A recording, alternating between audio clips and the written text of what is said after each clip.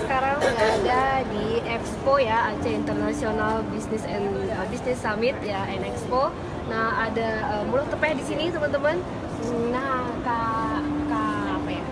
Kak Ati. Samping lupa ada berapa kali event nggak masuk gitu ya. Nah, Kak Ati ini sedang ikut event apa? Kenapa ikut di sini? Ya, kita baca aja ya biar kita nggak salah-salah ya. Acaranya Aceh International Business Summit and Expo 2019. Ya. Jadi di sini nanti ada beberapa industri dan kuliner-kuliner dari Aceh yang bisa kita perkenalkan, promosikan kepada beberapa negara yang ikut ambil bagian dalam acara ini. Ya. Gitu ya, maksudnya ingin memperkenalkan ke dunia internasional ya, jadi ya. Nah, ada loh kuliner Aceh yang memang bersyarat budaya, yaitu mulut tepeh. Mereka juga tahu bahwa ini dari Aceh, tentunya itu dari Aceh PD.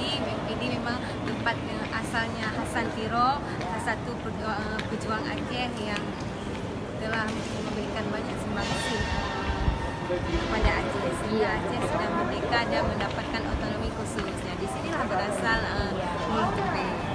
Itu dia teman-teman, asal mula mulut tepehnya.